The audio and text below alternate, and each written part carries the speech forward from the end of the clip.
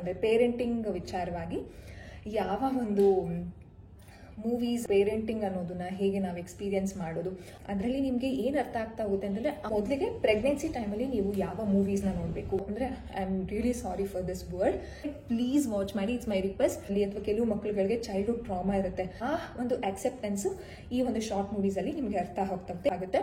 So ಮಗುಗೇನಾದರೂ ಇದು impact ಆಗಿದೆಯಾ, ಅದಕ್ಕೋಸ್ಕರ very emotional stories, please watch ಮಾಡಿ. ಸೊ ಮೊದಲಿಗೆ ಪ್ರೆಗ್ನೆನ್ಸಿಯಿಂದ ಶುರು ಮಾಡ್ತೀನಿ.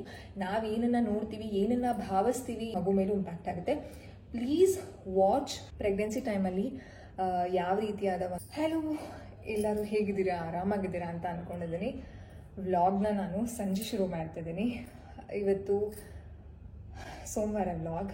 ರೆಸ್ಟ್ ಎಲ್ಲ ಮಾಡಿ ಚೆನ್ನಾಗಿ, ಊಟ ಎಲ್ಲ ಆಯಿತು, ರೆಸ್ಟ್ ಮಾಡಿ ಅದೇ ರೀತಿ ಆರಾಮಾಗಿ ನಿದ್ದೆ ಮಾಡ್ತಾರೆ. ನಾನು ಇವತ್ತು ವ್ಲಾಗ್ ಶೇರ್ ಮಾಡ್ತಿದ್ದೀನಿ. ಏನು ವ್ಲಾಗ್ ಅಂತಂದರೆ, ತುಂಬ ರಿಕ್ವೆಸ್ಟು. ಪ್ರೆಗ್ನೆನ್ಸಿ ಟೈಮಲ್ಲಿ ಯಾವ ರೀತಿಯಾದ ಒಂದು ಇನ್ಫಾರ್ಮೇಷನ್ನ ನೋಡಬೇಕು ನಾವು, ಅದಾದಮೇಲೆ ಮಕ್ಕಳ ಬಗ್ಗೆ ಅಂದರೆ ಪೇರೆಂಟಿಂಗ್ ವಿಚಾರವಾಗಿ ಯಾವ ಒಂದು ಮೂವೀಸ್ ಅಂತ ಹೇಳ್ಬೋದು. ಸೊ ಹೇಗೆ ಹೆಲ್ಪ್ ಆಗುತ್ತೆ, ಚೈಲ್ಡ್ ಸೈಕಾಲಜಿನ ಹೇಗೆ ಅರ್ಥ ಮಾಡ್ಕೊಳ್ಳೋದು, ಪೇರೆಂಟಿಂಗ್ ಅನ್ನೋದನ್ನ ಹೇಗೆ ನಾವು ಎಕ್ಸ್ಪೀರಿಯನ್ಸ್ ಮಾಡೋದು. ಆಬ್ವಿಯಸ್ಲಿ ಮಗು ಆದಮೇಲೆ ಪೇರೆಂಟಿಂಗ್ ಅನ್ನೋದನ್ನ ಎಕ್ಸ್ಪೀರಿಯನ್ಸ್ ಮಾಡ್ತಿರ್ತೀವಿ. ಕೆಲವು ಒಂದು ಡಾಕ್ಯುಮೆಂಟ್ರೀಸ್, ಮೂವೀಸ್ನ ನೋಡಿದಾಗ ನಮಗೆ ತುಂಬ ಅರ್ಥ ಆಗುತ್ತೆ. ಅದ್ರ ಬಗ್ಗೆ ನಾನು ಇವತ್ತು ಇನ್ಫಾರ್ಮೇಷನ್ನ ಶೇರ್ ಮಾಡ್ತಿದ್ದೀನಿ.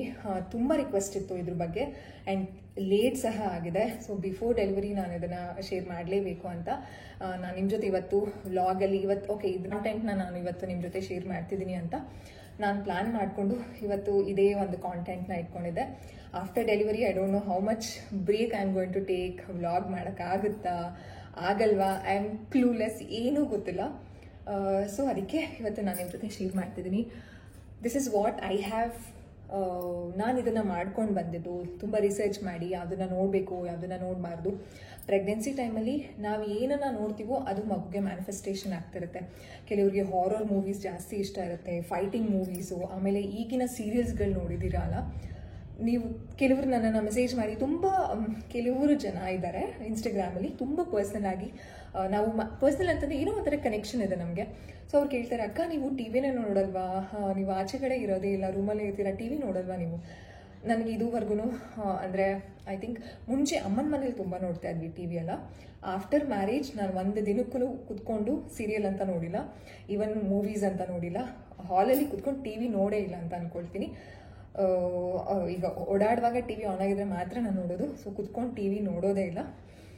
ಸೀರಿಯಲ್ಸ್ ಅಂತೂ ಅಂದರೆ ಈಗಿನ ಸೀರಿಯಲ್ಸಲ್ಲಿ ಬರೀ ಜಲಸಿ ಫೀಲು, ಬೇರೆಯವ್ರ ಮೇಲೆ ಹೊಟ್ಟೆ ಕಿಚ್ಚು, ಅವ್ರ ಮೇಲೆ ಇದು ಮಾಡು ಅದು ಮಾಡು, ಅದೇ ರೀತಿ ಬರ್ತಿರುತ್ತೆ. ನಾವು ಏನು ನೋಡ್ತೀವೋ ಅದೇ ಸಹ ನಮ್ಮ ಇಮೋಷನ್ಸು ಅದೇ ರೀತಿ ಆಗ್ತಿರುತ್ತೆ, ಮಗು ಮೇಲೂ ಇಂಪ್ಯಾಕ್ಟ್ ಆಗುತ್ತೆ.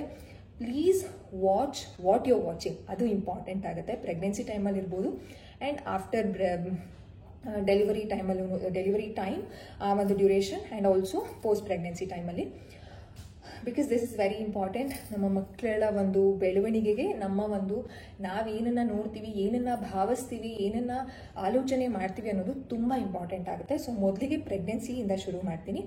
ಸೊ ನಾನು ಏನನ್ನ ಮಾಡಿದ್ದೆ ಅದನ್ನೆಲ್ಲ ನಿಮ್ಮ ಜೊತೆ ಶೇರ್ ಮಾಡ್ಕೊಡ್ತಿದ್ದೀನಿ. ಪ್ರೆಗ್ನೆನ್ಸಿ ಟೈಮಲ್ಲಿ ನಾನು ಗರ್ಭ ಸಂಸ್ಕಾರನ ಮಾಡ್ಕೊಂಡಿದ್ದೀನಿ, ಅದಾದಮೇಲೆ ಭಗವದ್ಗೀತೆನ ಕೇಳ್ತೀನಿ, ಮ್ಯೂಸಿಕ್ಕು, ಅಫರ್ಮೇಷನ್ಸು, ಆಮೇಲೆ ಗರ್ಭ ಸಂಸ್ಕಾರ ಮ್ಯೂಸಿಕ್ ಸಹ ಎಲ್ಲನೂ ನಾನು ಅದನ್ನು ಫಾಲೋ ಮಾಡ್ತೀನಿ, ಇನ್ಕ್ಲೂಡಿಂಗ್ ಡಯಟ್, ಯೋಗ, ಎಕ್ಸಸೈಸಸ್ಸು. ಸೊ ಇದು ಆ್ಯಂಡ್ ಅದಿತಿ ಪ್ರೆಗ್ನೆನ್ಸಿ ಟೈಮಲ್ಲೂ ನಾನು ಈ ಎಲ್ಲ ಶಾರ್ಟ್ ಫಿಲ್ಮ್ಸು, ಮೂವೀಸ್ನೆಲ್ಲ ವಾಚ್ ಮಾಡಿದೆ. ಈಗಲೂ ಸಹ ಅದನ್ನೇ ನಾನು ಫಾಲೋ ಮಾಡಿದ್ದೀನಿ. ಸೊ ನಿಮಗೆ ಹೇಳಿದ್ರೆ ಖಂಡಿತವಾಗ್ಲೂ ಹೆಲ್ಪ್ ಆಗುತ್ತೆ. ಅದಕ್ಕೋಸ್ಕರ ನಾನು ನಿಮ್ಮ ಜೊತೆ ಇವತ್ತು ಶೇರ್ ಮಾಡ್ಕೊಳ್ತಾ ಇದ್ದೀನಿ. ಸೊ ಮೊದಲಿಗೆ ಪ್ರೆಗ್ನೆನ್ಸಿ ಟೈಮಲ್ಲಿ ನೀವು ಯಾವ ಮೂವೀಸ್ನ ನೋಡಬೇಕು, ರೈಟ್ ಆಫ್ಟರ್ ಪ್ರೆಗ್ನೆನ್ಸಿ, ನೀವು ಪ್ರೆಗ್ನೆನ್ಸಿದ ಗೊತ್ತಾದಮೇಲೆ ಈ ಮೂವೀಸ್ನ ನೋಡ್ಕೊಳ್ತಾ ಬನ್ನಿ. ನಿಮಗೆ ಇದು ತುಂಬ ಚೆನ್ನಾಗಿ ಒಂದು ಬಾಂಡಿಂಗ್ ಕ್ರಿಯೇಟ್ ಆಗುತ್ತೆ ನಿಮ್ಮ ಮಗು ಮೇಲೆ. ಇದು ತುಂಬ 1 ಅವರ್ ಯಾರಪ್ಪ ನೋಡ್ತಾರೆ, 2 ಅವರ್ ಯಾರಪ್ಪ ನೋಡ್ತಾರೆ, ಆ ರೀತಿ ಮೂವೀಸ್ ಅಲ್ಲ. It's a very short movies ಅಂತ ಹೇಳ್ಬೋದು. ಜಸ್ಟ್ ಒಂದು 10 ಮಿನಿಟ್ಸ್ ಒಳಗಡೆನೇ ಇರುತ್ತೆ, ಆಲ್ಮೋಸ್ಟ್ ಎಲ್ಲನೂ ಅಷ್ಟೇ ಇದೆ. ಸೊ ಮೊದಲನೇದು ಬಾಯು ಅಂತ ನಾನು ಎಲ್ಲ ನಿಮಗೆ ಪಿಕ್ಚರ್ ಹಾಕಿರ್ತೀನಿ. ಹೇಳಿದ ತಕ್ಷಣ ಕೆಲವೊಂದ್ಸಲ ಅದೇ ಕಾಪೀಸು ಬೇರೆ ಇರುತ್ತೆ, ಅದೆಲ್ಲ ಇರುತ್ತೆ ಅಲ್ಲ, ಪೈರಸಿ ಅಂತ ಏನು ಹೇಳ್ತೀವಿ, ಅದು ಎಲ್ಲ ಕಡೆನೂ ನಡೀತಾ ಇರುತ್ತೆ ಮೂವೀಸ್ ವಿಚಾರದಲ್ಲಿ, ಶಾರ್ಟ್ ಮೂವೀಸ್ ವಿಚಾರದಲ್ಲಿ. ಕೆಲವೊಂದ್ಸಲ ಆ ಒಂದು ವಿಡಿಯೋದಲ್ಲಿ ಇನ್ಫಾರ್ಮೇಷನ್ ಇದೆ ಅಂತ ನಾವು ಓಪನ್ ಮಾಡ್ತೀವಿ, ಅದರಲ್ಲಿ ಏನೂ ಇರೋದಿಲ್ಲ. ಅದಕ್ಕೋಸ್ಕರ ನಿಮಗೆ ಒಂದು ಸ್ಕ್ರೀನ್ ಶಾಟ್ ಪಕ್ಕದಲ್ಲಿ ನಾನು ಹಾಕಿರ್ತೀನಿ, ಯಾವುದನ್ನು ನೀವು ಸರ್ಚ್ ಮಾಡಬೇಕು ಅಂತ. ಸೊ ಮೊದಲನೇದಾಗಿ ಈ ಒಂದು ಪ್ರೆಗ್ನೆನ್ಸಿ ಟೈಮಲ್ಲಿ ಶಾರ್ಟ್ ಮೂವೀಸ್ನ ನೋಡೋದ್ರಿಂದ ನಿಮಗೆ ಪೇರೆಂಟ್ಹುಡ್ ಬಗ್ಗೆ ಅರ್ಥ ಆಗ್ತಾ ಹೋಗುತ್ತೆ. ಈಗ ಫಸ್ಟ್ ಬೇಬಿ ಇರ್ಬೋದು, ಸೆಕೆಂಡ್ ಬೇಬಿ ಇರ್ಬೋದು, ನ್ಯೂಲಿ ಮ್ಯಾರಿಡ್ ಪ್ರೆಗ್ನೆಂಟ್ ಆದಾಗ ಆಬ್ವಿಯಸ್ಲಿ ಅವ್ರಿಗೆ ಏನು ಮಾಡಬೇಕು ಅಂತ ಗೊತ್ತಿರೋದಿಲ್ಲ, ಮಗು ಜೊತೆ ಹೇಗೆ ಕನೆಕ್ಟ್ ಮಾಡ್ಕೋಬೇಕು ಅಂತ ಗೊತ್ತಿರೋದಿಲ್ಲ, ಹೇಗೆ ಮಾತಾಡಬೇಕು ಅನ್ನೋದೇ ಗೊತ್ತಿರೋದಿಲ್ಲ. ಸೊ ಈ ಶಾರ್ಟ್ ಮೂವೀಸ್ ಎಲ್ಲ ತುಂಬ ಚೆನ್ನಾಗಿ ನಮ್ಮ ಹೊಟ್ಟೆ ಒಳಗಡೆ ಒಂದು ಜೀವ ಬೆಳೀತಾ ಇರುತ್ತಲ್ಲ, ಅದರ ಒಂದು ಕನೆಕ್ಷನ್ ಮಾಡ್ಕೊಳ್ಳೋದಕ್ಕೆ ನಾವೇ ಶುರು ಮಾಡ್ತೀವಿ. ತುಂಬ ಚೆನ್ನಾಗಿ ಅರ್ಥ ಆಗ್ತಾ ಹೋಗುತ್ತೆ. ಸೊ ಮೊದಲನೇದು ಬಾಯೋ ಅಂತ, BAO. This is a emotional story. ತುಂಬ ಚೆನ್ನಾಗಿದೆ. ನಾನು ಎಷ್ಟು ಸಲ ನೋಡಿದ್ದೀನೋ ಅದಿತಿ ಪ್ರೆಗ್ನೆನ್ಸಿಯಲ್ಲಿ, ಈ ಪ್ರೆಗ್ನೆನ್ಸಿಯಲ್ಲೂ ಅಷ್ಟೇ. ಬೇಜಾರಾದಾಗ ಕೆಲವೊಂದ್ಸಲ ನಮ್ಗೆ ಅನ್ಸುತ್ತೆ ಎಲ್ಲ, ಕೆಲ್ಸದ ಸ್ಟ್ರೆಸ್ ಅಂತೆ, ಮನೆ ಸ್ಟ್ರೆಸ್ ಅಂತೆ. ಸೊ ಆ ಟೈಮಲ್ಲಿ ನಮ್ಗೆ ಅನಿಸ್ದಾಗ ಒಂಥರ ನನಗೆ ಡಿಸ್ಕನೆಕ್ಟ್ ಆಗಿಬಿಡ್ತೀನಿ, ಏನು ಮಾಡಬೇಕು ಅಂತ ಗೊತ್ತಾಗಲ್ಲ. ಸ್ಟ್ರೆಸ್ ಆದಾಗ I watch all these short videos. ಅಂತಂದರೆ ಎಲ್ಲ ಬಾಯಲ್ಲೇ ಇರೋದು. ಓಕೆ, ಇದು ನೋಡಿದ್ರೆ ಓಕೆ, ಇದರಲ್ಲಿ ಅದಿದೆ, ಅದರಲ್ಲಿ ಇದಿದೆ ಅಂತ ಗೊತ್ತಿರೋದ್ರಿಂದ I watch this. Bio is a very emotional stories. Please watch ಮಾಡಿ. ಆ್ಯಂಡ್ ಇವಾಗ ನಿಮ್ಗೇನು ಡೆಲಿವರಿನ ಆದ್ರೂ ನೀವು ಈ 5 ಒಂದು ಶಾರ್ಟ್ ಮೂವೀಸ್ನ ನೋಡಿ, ನಿಮಗೆ ತುಂಬ ಚೆನ್ನಾಗಿ ನಿಮ್ಮ ಮಗು ಮೇಲೆ ಕನೆಕ್ಷನ್ ಆಗುತ್ತೆ. ಆ್ಯಂಡ್ ನೆಕ್ಸ್ಟ್ ಹೇರ್ ಲವ್ ಅಂತ. ಇದರ ಶಾರ್ಟ್ ಮೂವಿ ಹೆಸರೇನೆ ಹೇರ್ ಲವ್. ಇದು ಅಷ್ಟೇ ಅಮೇಝಿಂಗ್. ನಿಮ್ಮ ಒಂದು ಮತ್ತು ಮಗುವಿನ ಒಂದು ಬಾಂಡಿಂಗ್ ಎಷ್ಟು ಚೆನ್ನಾಗಾಗುತ್ತೆ ಅಂತಂದರೆ ಅಷ್ಟು ಚೆನ್ನಾಗಾಗುತ್ತೆ. ಹೇರ್ ಲವ್ನು ನೋಡಿ. ಆ್ಯಂಡ್ ನೆಕ್ಸ್ಟ್ ಪೇಪರ್ ಮ್ಯಾನ್ ಅಂತ. ಸೊ ಇದು ತುಂಬ ಚೆನ್ನಾಗಿದೆ. ಈ ಎಲ್ಲ short movies Oscar award. So Oscar award ಅಂತಂದರೆ ಖಂಡಿತವಾಗ್ಲೂ ಅದರ ಸ್ಟ್ಯಾಂಡರ್ಡ್ಸು, ಅದರ ಒಂದು ಲೆವೆಲ್ಲೇ ಬೇರೆ ಇರುತ್ತೆ ಅಲ್ವಾ. ಸೊ ಅದು ನೀವು ಪೇಪರ್ ಮ್ಯಾನ್ನ ಮಿಸ್ ಮಾಡಲೇಬೇಡಿ, ಅದನ್ನು ನೋಡಿ. And next mother of many ಅಂತ. ಇದು ಅಷ್ಟೇ ಅಂತಂದರೆ ಅದು ಎಷ್ಟು ಚೆನ್ನಾಗಿ ಅಂದರೆ ಏನಂತ ಹೇಳೋದು, ಗರ್ಭದಲ್ಲಿರುವಂತಹ ಮಗುಗೆ ಒಂದು ಅರ್ಥ ಮಾಡಿಸ್ತಾ ಹೋಗ್ತಾರೆ ಆ ಒಂದು ಇದರಲ್ಲಿ ಅಂತಂದರೆ ಅಷ್ಟು ಚೆನ್ನಾಗಿದೆ. ನಾನು ಹೇಳ್ತಾ ಇರ್ಬೇಕಂದ್ರೆ ನನಗೆ ಗೂಸ್ ಬಂಪ್ಸ್ ಬರ್ತಿದೆ. ಬಿಕಾಸ್ ಎವ್ರಿ ಟೈಮ್ ನಾನು ಅದನ್ನು ನೋಡಿದಾಗ ನನಗೆ ಎಷ್ಟು ಫೀಲ್ ಆಗುತ್ತೆ ಗೊತ್ತಾ.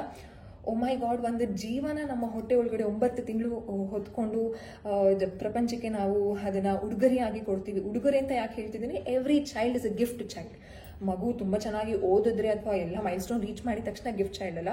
ಕೆಲವು ಮಕ್ಕಳುಗಳಿಗೆ ಸ್ಪೆಷಲ್ ಚೈಲ್ಡ್ ಹುಡ್ತಾರೆ. That child is also very special for that particular parent. And ಕೆಲವು ಮಕ್ಕಳುಗಳಿಗೆ ಪ್ರಾಬ್ಲಮ್ ಇರೋದು ಪ್ರತಿ ಒಂದು ಮಗುನೂ ವಿಭಿನ್ನ ಶ್ರೇಷ್ಠವಾಗಿಯೇ ಇರುತ್ತೆ. ಅದಕ್ಕೋಸ್ಕರ ಹೇಳ್ತಿದ್ದೀನಿ.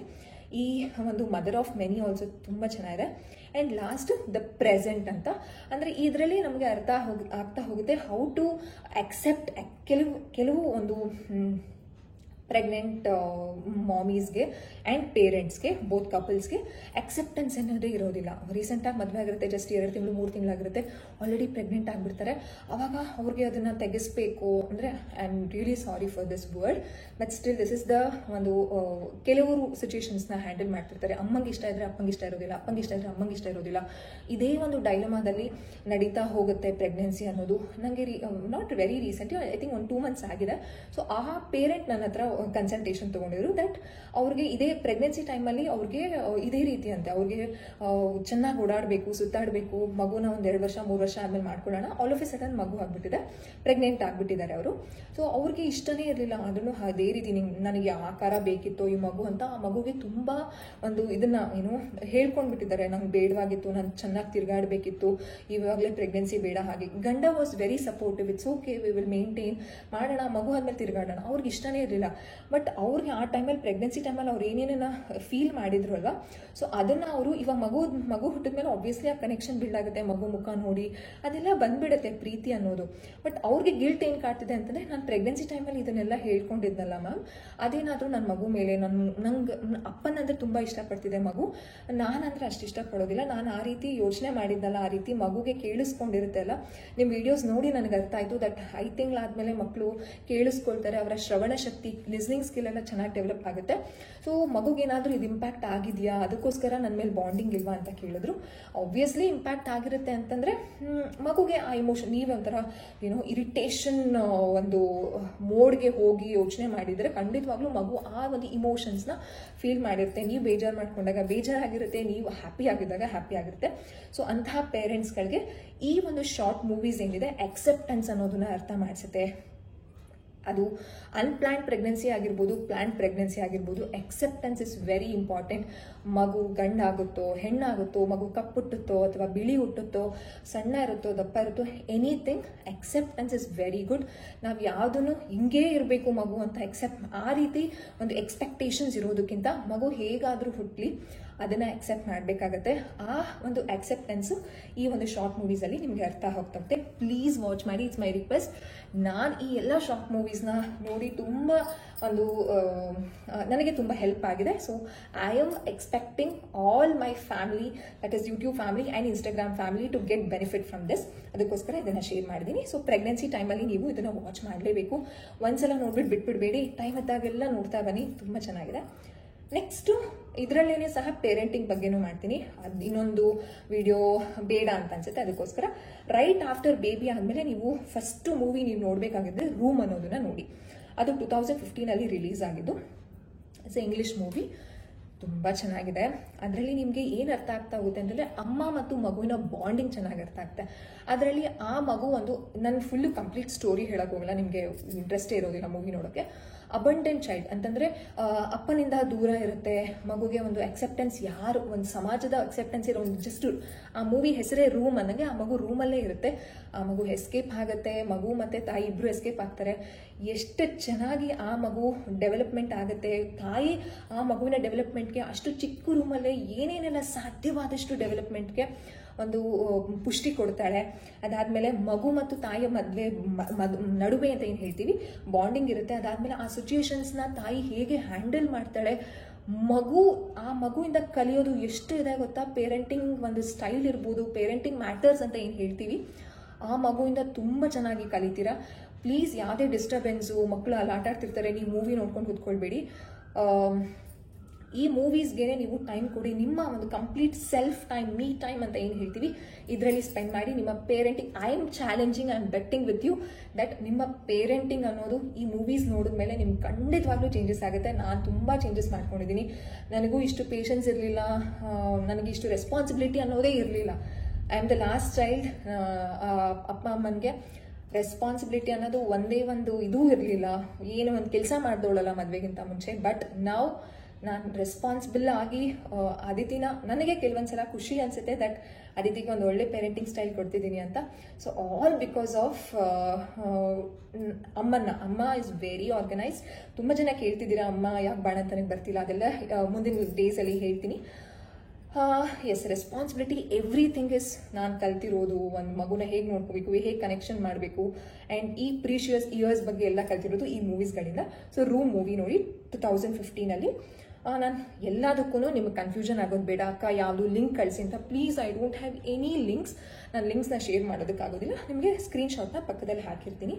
ನೆಕ್ಸ್ಟು ಈ ಮೂವೀಸ್ನ ಎಲ್ಲರೂ ಆಲ್ಮೋಸ್ಟ್ ನೋಡಿರ್ತಾರೆ.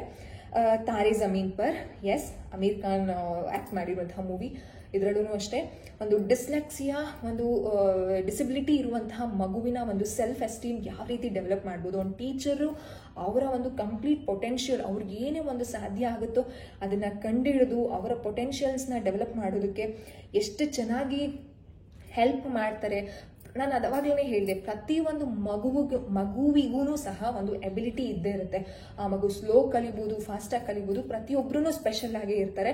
ಯಾವ ಮಕ್ಕಳು ನಾವು ಇವ್ರು ಕಲಿಯಲ್ಲ, ಇವ್ನು ಅದು ಇದು ಅಂತ ಬ್ಲೇಮ್ ಮಾಡ್ತಾರೆ, ಆಮೇಲೆ ತುಂಬ ನೆಗ್ಲೆಕ್ಟ್ ಮಾಡ್ತಾರೆ, ಆಮೇಲೆ ಇದನ್ನು ಮಾಡ್ತಾರಲ್ಲ ಏನು, ಅವ್ರಿಗೆ ತುಂಬ ಪಾಯಿಂಟ್ ಮಾಡಿ ಟಾಂಟ್ ಮಾಡೋದು, ಅದೆಲ್ಲ ಮಾಡಬಾರ್ದು. ಪೇರೆಂಟಾಗೂ ನಾವು ಎಷ್ಟೊಂದು ಪೇರೆಂಟ್ಗಳು ಅದನ್ನು ತಪ್ಪು ಮಾಡ್ತೀವಿ, ಅದನ್ನು ಸಹ ಮಾಡಬಾರ್ದು. ಈ ಮೂವಿಯಲ್ಲಿ ಅದು ಅರ್ಥ ಆಗ್ತಾ ಹೋಗುತ್ತೆ. ಅದಾದಮೇಲೆ ಮಗುಗೆ ಸೆಲ್ಫ್ ಎಸ್ಟೀಮ್ನ ಹೇಗೆ ಫಾಸ್ಟರ್ ಮಾಡೋದು. ಎಷ್ಟೋ ಮಕ್ಕಳುಗಳಿಗೆ ಸೆಲ್ಫ್ ಎಸ್ಟೀಮ್ ಅನ್ನೋದೇ ಇರೋದಿಲ್ಲ. ಅವ್ರು ಎಷ್ಟು ಚೆನ್ನಾಗಿ ಡ್ರಾಯಿಂಗ್ ಮಾಡ್ತಾರೆ, ಆದರೆ ಅದನ್ನು ತೋರಿಸೋದಕ್ಕೇ ಒಂದು ಕಾನ್ಫಿಡೆನ್ಸ್ ಅನ್ನೋದೇ ಇರೋದಿಲ್ಲ. ಅಯ್ಯೋ ಏನಂತಾರೋ, ನಂದೇನು ಸಿಂಪಲ್ಲು, ನಮ್ಮ ಕ್ಲಾಸಲ್ಲಿ ಇದ್ದಾನಪ್ಪ, ಅವ್ನು ಎಷ್ಟು ಚೆನ್ನಾಗಿ ಡ್ರಾಯಿಂಗ್ ಮಾಡ್ತಾನೆ ಗೊತ್ತಾ ಅಂತ ಮಗುಗೇನೆ ತನ್ನ ಬಗ್ಗೆನೇ ಕೀಳರಿಮೆ ಇರುತ್ತೆ. ಸೊ ಅದನ್ನೆಲ್ಲ ಈ ಮೂವಿಯಲ್ಲಿ ಹೇಗೆ ಮಕ್ಕಳಿಗೆ ನಾವು ಸೆಲ್ಫ್ ಎಸ್ಟೀಮ್ನ ಡೆವಲಪ್ ಮಾಡೋದು. ಅದಾದಮೇಲೆ ಪ್ರತಿಯೊಂದು ಮಗುವೂ ಡಿಫ್ರೆಂಟಾಗಿ ಕಲಿತಾ ಹೋಗುತ್ತೆ. ಕೆಲವು ಮಕ್ಕಳುಗಳು ಬೇಗ ಕಲಿತಾರೆ, ಫಾಸ್ಟಾಗಿ ಕಲಿತಾರೆ. ಲರ್ನಿಂಗ್ ಡಿಫ್ರೆನ್ಸಸ್ನ ಈ ಮೂವಿಲಿ ಅರ್ಥ ಮಾಡ್ಕೊಳ್ಬೋದು. ನಿಮ್ಮ ಮನೆಯಲ್ಲಿ ಸ್ಪೆಷಲ್ ಚಿಲ್ಡ್ರನ್ ಇದ್ದಾರಾ, ಅಥವಾ ಸ್ಪೆಷಲ್ ಚಿಲ್ಡ್ರನ್ ಬಗ್ಗೆ ನೀವು ಅರ್ಥ ಮಾಡ್ಕೋಬೇಕಾ. ಎಷ್ಟೋ ಪೇರೆಂಟ್ಗಳಿಗೆ ಏನು ಸ್ಪೆಷಲ್ ಚಿಲ್ಡ್ರನ್ ಅಂದ್ರೇ ಗೊತ್ತಿರೋದಿಲ್ಲ, ಅದ್ರ ಬಗ್ಗೆ ನಾಲೆಡ್ಜೇ ಇರೋದಿಲ್ಲ. Please watch this movie to understand that concept. Yes, next good will hunting ಅಂತ. ಇದು 1997 ರಿಲೀಸ್ ಆಗಿರೋದು. ಇದರಲ್ಲಿ ಒಂದು ಚೈಲ್ಡ್ಹುಡ್ ಟ್ರಾಮಾ ಬಗ್ಗೆ ನೋಡ್ತೀವಿ. ಟ್ರಾಮಾ ಅಂತಂದರೆ ಮಗು ಚಿಕ್ಕ ವಯಸ್ಸಲ್ಲಿ ಏನೋ ಒಂದು ಟ್ರಾಮಾನ ಫೇಸ್ ಮಾಡ್ತಿರುತ್ತೆ. ಸೊ ಆ ಟ್ರಾಮಾಯಿಂದ ಹೇಗೆ ಇಮೋಷ್ನಲ್ ಪ್ರಾಬ್ಲಮ್ ಆಗುತ್ತೆ ಮಕ್ಕಳಿಗೆ ಮುಂದಕ್ಕೆ ಅಂತ. ಅದಾದಮೇಲೆ ಇದೇ ಮೂವಿಲಿ ಹೀಲಿಂಗ್ ಸಹ ಹೇಗೆ ಒಂದು ಮಾಡ್ಕೊಳ್ಳುತ್ತೆ, ಈ ಮೂವಿ ಒಂದು ಸಿಚುಯೇಷನಲ್ಲಿ ಹೇಗೆ ಹೀಲಿಂಗ್ ಆಗುತ್ತೆ, ಇಮೋಷನಲ್ ಹೀಲಿಂಗ್ ಅಂತಲೂ ತೋರಿಸಿದ್ದಾರೆ. ಅದಾದಮೇಲೆ ಸೆಲ್ಫ್ ಒಂದು ಬಿಲೀವ್ಸ್, ಈ ಮಗುಗೆ ತುಂಬ ಈ ಒಂದು ಮೂವಿಯಲ್ಲಿ ಸೆಲ್ಫ್ ಬಿಲೀವ್ನ ಅಂದರೆ ನನ್ನ ಬಗ್ಗೆ ನನಗೆ ಕಾನ್ಫಿಡೆನ್ಸ್ ಇದೆ, ಇಲ್ಲ ನಾನು ಇದನ್ನು ಮಾಡೇ ಮಾಡ್ತೀನಿ, ಏನೇ ಪ್ರಾಬ್ಲಮ್ ಇದ್ರೂ ಐ ವಿಲ್ ಫೇಸ್ ಇಟ್ ಅಂತ ಸೆಲ್ಫ್ ಬಿಲೀವ್ ಬಗ್ಗೆ ತುಂಬ ಚೆನ್ನಾಗಿ ಅರ್ಥ ಮಾಡಿಸಿದ್ದಾರೆ. ಆ್ಯಂಡ್ ಆಲ್ಸೋ ಚೈಲ್ಡ್ಹುಡ್ ಟ್ರಾಮಾ ಅನ್ನೋದು ಈಗ ಕೆಲವು ಮನೆಗಳಲ್ಲಿ ಅಥವಾ ಕೆಲವು ಮಕ್ಕಳುಗಳಿಗೆ ಚೈಲ್ಡ್ಹುಡ್ ಟ್ರಾಮಾ ಇರುತ್ತೆ. ಅಪ್ಪ ಕುಡ್ಕೊಂಡು ಬರೋದು ಅಥವಾ ಅಮ್ಮ ಸಪ್ರೇಟ್ ಆಗಿಬಿಟ್ಟಿರೋದು ಚಿಕ್ಕ ವಯಸ್ಸಲ್ಲೇ. ಮಗು ಬೆಳೀತಾ ಬೆಳೀತಾ ಬೆಳೀತಾ ಬೆಳೀತಾ ಇದು ಟ್ರಾಮಾ ಆಗಿ ಮಗುವಿನ ಲೇಟರ್ ಲೈಫ್ಗೂ ಸಹ ಇದು ಸಾಗ್ತಾ ಹೋಗುತ್ತೆ. ಆ್ಯಂಡ್ ಈ ಮಗು ಏನು ಫೇಸ್ ಮಾಡಿದೆಯೋ, ಏನು ಪೇರೆಂಟಿಂಗ್ ಸ್ಟೈಲಲ್ಲಿ ಬೆಳೆದಿರುತ್ತೋ ಅದೇ ಪೇರೆಂಟಿಂಗ್ ಸ್ಟೈಲ್ನ ಮಗು ತನ್ನ ಒಂದು ಹೊಟ್ಟೆಯಲ್ಲಿ ಹುಟ್ಟುವಂತಹ ಮಕ್ಕಳುಗಳಿಗೂ ಅದೇ ಸ್ಟೈಲ್ನ ಇಂಪ್ಯಾಕ್ಟ್ ಮಾಡ್ತಾ ಹೋಗ್ತಾರೆ, ಅಪ್ಲಿಕೇಶನ್ ಮಾಡ್ತಾ ಹೋಗ್ತಾರೆ. ಸೊ ಚೈಲ್ಡ್ಹುಡ್ ಟ್ರಾಮಾ ಅನ್ನೋದು ಈ ಮೂವಿಯಲ್ಲಿ ನಿಮಗೆ ಅರ್ಥ ಆಗ್ತಾ ಹೋಗುತ್ತೆ. ಹೇಗೆ ಇಮೋಷನಲ್ ಒಂದು ಬ್ಯಾರಿಯರ್ಸ್, ಎಮೋಷನಲ್ ಒಂದು ಕ್ಯಾರಿ ಅಂತ ಹೇಳ್ತೀವಿ, ನಾವೇನು ಎಮೋಷನಲ್ ಕ್ಯಾರಿ ಮಾಡಿರ್ತೀವೋ ನಾವು ನಮ್ಮ ಮಕ್ಳಿಗೂ ಅದನ್ನೇ ನಾವು ಇಂಪ್ಯಾಕ್ಟ್ ಮಾಡ್ತಾ ಹೋಗ್ತೀವಿ, ಅಪ್ಲಿಕೇಶನ್ ಮಾಡ್ತಾ ಹೋಗ್ತೀವಿ. So this good will haunting ಅನ್ನೋದು ತುಂಬ ಚೆನ್ನಾಗಿದೆ, ನೀವು ಅದನ್ನು ನೋಡ್ಬೋದು. ಇಮೋಷನಲ್ ಹೀಲಿಂಗ್ ಹೇಗಾಗುತ್ತೆ ಅಂತ ಗೊತ್ತಾಗುತ್ತೆ. ನೆಕ್ಸ್ಟ್ ಪರ್ಸ್ಯೂಟ್ ಹ್ಯಾಪಿನೆಸ್ ಅಂತ, ಇದು 2006 ಅಲ್ಲಿ ಬಂದಿರೋದು. ಈ ಒಂದು ಪರ್ಸ್ಯೂಟ್ ಹ್ಯಾಪಿನೆಸ್ ಅಂತ, ಈ ಪರ್ಸ್ಯೂಟ್ ಹ್ಯಾಪಿನೆಸ್ ಅಲ್ಲಿ ಫಾದರ್ಸ್ ಲವ್, ಪ್ರತಿ ಒಬ್ಬ ತಂದೆಯಂದಿರು ಈ ಮೂವಿನ ನೋಡಲೇಬೇಕು. ಅಮೇಝಿಂಗ್. ನಾನಂತೂ ಕ್ರೂವಿಗೆ ನಿನ್ನ ಟೈಮ್ ಇದೆಯಾ ಪ್ಲೀಸ್ ಇದೊಂದ್ಸಲ ನೋಡು. ಆಲ್ರೆಡಿ ಅವ್ರು ನೋಡಿದ್ದಾರೆ. ಒಂದೊಂದ್ಸಲ ಅವ್ರು ಟೆನ್ಷನ್ಗೆ ಅದಿತಿ ಮೇಲೆ ರೇಗಾಡ್ತಾರೆ, ಅಥವಾ ಅದಿತಿ ಅವ್ರು ಅತ್ತಾಗ ಏನಕ್ಕೆ ಆಳ್ತಾ ಇದ್ದಾರೆ, ರೀಸನ್ ನಾನು ಹೇಳ್ತಿರ್ತೀನಿ, ಇಟ್ಸ್ ಓಕೆ, ಲೆಟರ್ ಕ್ರೈ, ಅವ್ರಿಗಿನ್ನೂ ಇಮೋಷನಲ್ ರೆಗ್ಯುಲೇಷನ್ ಆಗಿರೋದಿಲ್ಲ. ಬಟ್ ಅವರ ಒಂದು ಟೆನ್ಷನ್ನು, ಅವರ ಕಮಿಟ್ಮೆಂಟ್ಸ್ ಖಂಡಿತವಾಗ್ಲೂ ಅಮ್ಮಂದಿರ ಥರ ಪೇಷನ್ಸ್ ಆಗಿರೋದಕ್ಕಾಗೋದಿಲ್ಲ. ನಾನು ಟ್ರೈ ಮಾಡ್ತಾನೆ ಇರ್ತೀನಿ ಅವ್ರಿಗೆ ಆ ರೀತಿ ಮಾತಾಡೋಕೆ ಹೋಗ್ಬಿಡಿ, ಶಿ ಇಸ್ ವೆರಿ ಯಂಗ್ ಅಂತ. ಸೊ ಅವಾಗ ಟೈಮ್ ಇದ್ದಾಗಲ್ಲ ಪ್ಲೀಸ್ ನೀನು ಈಗ ನೋಡಲೇಬೇಕು, ಈ ವೀಕೆಂಡ್ ಒಳಗಡೆ ನಾನು ನೋಡಿರ್ಬೇಕು ನೀನು ಅಷ್ಟೇ ಅಂತ ನಾನು ತುಂಬ ಇದು ಮಾಡಿ ತೋರಿಸುವಂತಹ movie this is pursuit happiness ಅಂತ. ಅವ್ರು ಹೇಳ್ತಾರೆ ನನ್ನ ಹತ್ರ, ನನಗೇನು ಅವ್ರು ಅದಿತಿ ಮೇಲೆ ರೇಗಬೇಕು ಅಂತ ಇದಾಗೋದಿಲ್ಲ.